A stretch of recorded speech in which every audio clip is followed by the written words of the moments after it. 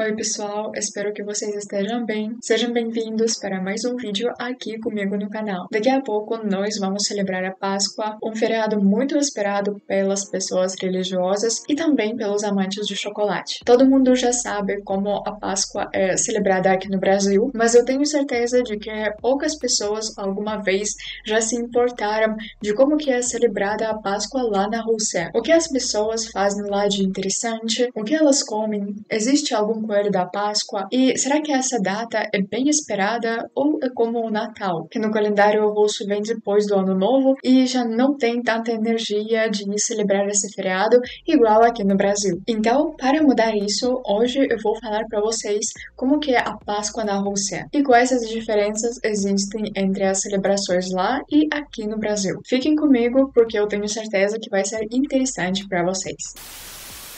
Mas antes de começar, não se esqueçam de se inscrever no canal, deixar o like para o vídeo e ativar o sininho. Isso vai ajudar muito ao meu canal e assim eu vou saber que meu conteúdo é querido e muito esperado por vocês. Tentem não perder nenhum vídeo que eu vou postar. E enquanto você está fazendo isso, eu já vou começar a falar entre as diferenças da Páscoa na Rússia e aqui no Brasil.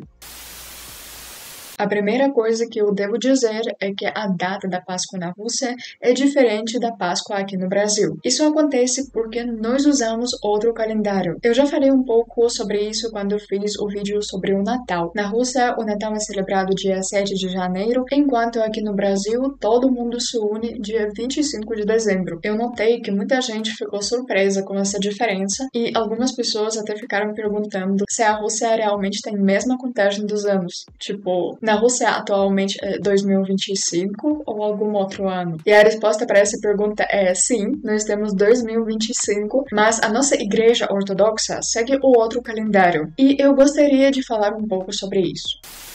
Então, antigamente, o Júlio César criou um calendário que virou o padrão para a Europa inteira. Tanto a Europa quanto a Rússia, quando foi batizada, aceitaram esse calendário. Depois, ao longo dos anos, as pessoas notaram que esse calendário tinha algumas imprecisões. E naquela época, o Papa decidiu mudar isso. Como vocês sabem, a Europa, que seguia o calendário juliano, passou a seguir outro calendário chamado gregoriano. Mas o que aconteceu com a Rússia? Ela não aceitou o outro calendário. E havia várias razões para isso. A Rússia não adotou o catolicismo porque foi cristianizada por Bizâncio, pela Igreja Ortodoxa, e não por Roma. Isso foi uma conselha consciente porque Bizâncio era mais próximo cultural e politicamente. Então, já que a Rússia não foi cristianizada por Roma, ela nunca reconheceu o Papa como autoridade. E como foi o Papa que criou o calendário gregoriano, ninguém lá achou que ele tinha o direito de impor isso. Além disso, o catolicismo para a Rússia era visto como pressão externa, especialmente por parte da Polônia. Parecia que queriam impor a religião, então tudo isso era considerado uma ameaça. Ao longo dos anos, a Rússia até adotou o calendário gregoriano, mas isso só aconteceu depois que tiraram do poder a família do nosso último imperador. Mas a nossa igreja ortodoxa, até hoje usa o calendário juliano. E aí, as datas ficaram diferentes e quase nunca combinaram. Essa diferença está presente também na Páscoa. Então, quando aqui no Brasil a Páscoa é celebrada como agora dia 20, na mãe Rússia normalmente é outro dia. Mas esse ano aconteceu um pequeno milagre. A Páscoa russa vai cair no mesmo dia. Por isso eu já estou fazendo esse vídeo para vocês saberem o que vai estar acontecendo no mundo russo enquanto vocês estiverem comendo ovo de Páscoa, indo à igreja e passando o dia com a sua família.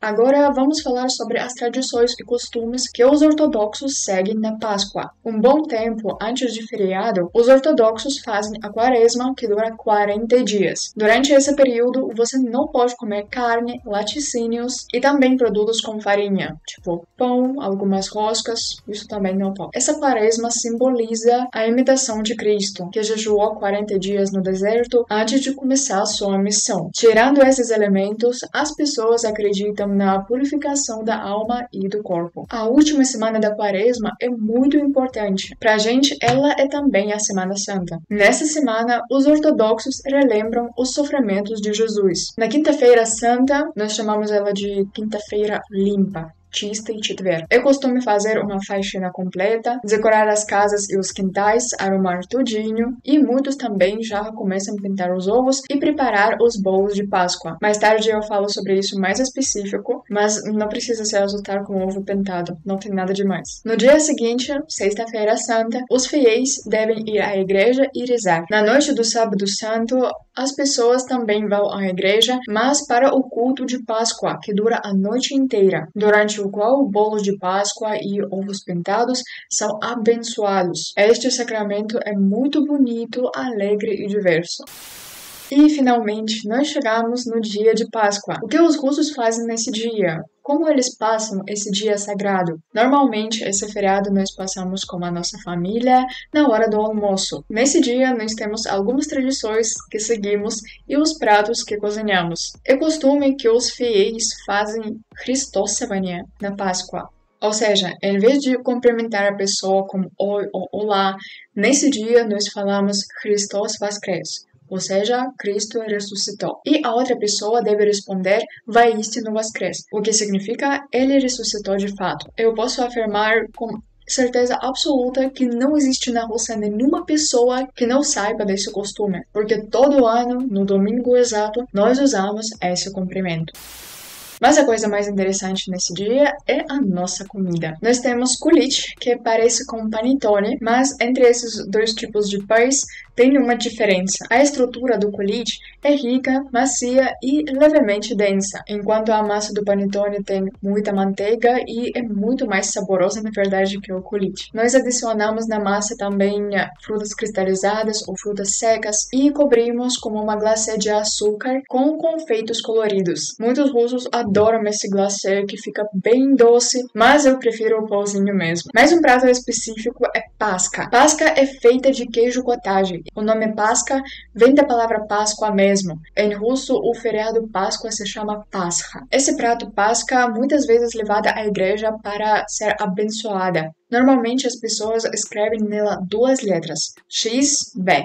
Em russo, isso significa Christos Voskres, ou seja, Cristo ressuscitou. As palavras com quais a gente cumprimenta um ao outro. Tem mais um costume meio estranho que nós fazemos na Páscoa. Nós pintamos ovos. Em cada mercado se vende a tinta exatamente para isso e o ovo se pinta mergulhado na água quente. Tem várias cores para isso, mas a uma que é bem sagrada é a cor vermelha, que significa o sangue de Jesus. Em muitas famílias, nesse dia, é muito popular uma brincadeira. Cada membro da família pega um ovo e começa a bater com os outros com ovos pintados. O vencedor é aquele cuja casca permanece intacta. Na Rússia antiga, isso significava que a pessoa vai ter muita saúde nesse ano, mas na nossa época não tem mais esse significado, menos que a pessoa que ganhou fica feliz que é vencedor. Quando eu morava na Rússia, na minha família também era popular essa brincadeira e normalmente a pessoa que ganhava era minha avó. E vamos falar um pouco sobre o coelho da Páscoa.